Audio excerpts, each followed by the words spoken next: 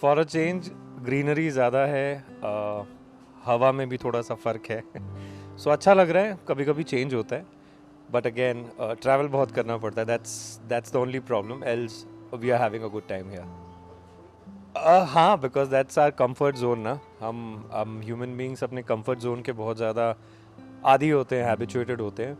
But again यहाँ थोड़ा सा डिफरेंट होता है कि सीन ख़त्म हुआ, अगर थोड़ा सा वक्त है तो चलो वॉक कर लो या थोड़ी सी हवा खा लो। सो या अभी जैसा आपको पता है कि लाडो की आंखों का ऑपरेशन हुआ है और धीरे धीरे she is getting back to normal and अब वो कितना नॉर्मल होगा, क्या होगा, वो तो आगे की स्टोरी में पता चलेगा।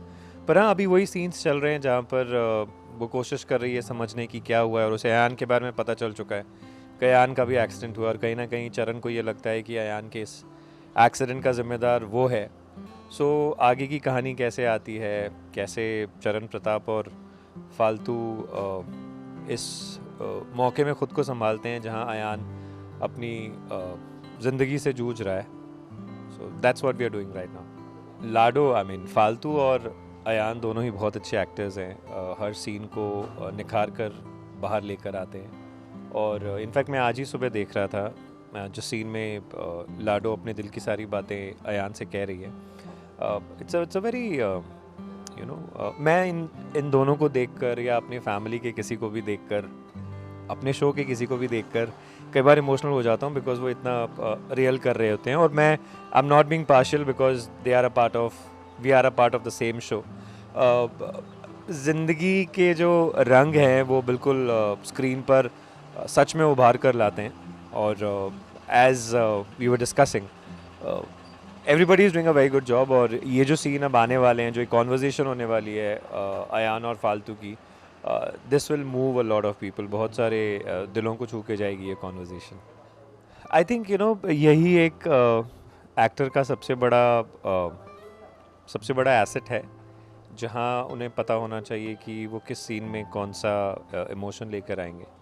और आई थिंक ज़िंदगी के जो रियल इंसिडेंट्स होते हैं, अच्छे बुरे सब, उनका ही सार निकल कर आता है जब हम ऐसे मौक़ों में एक्टिंग कर रहे होते हैं। And credit goes to my gurus, my mother, सुची।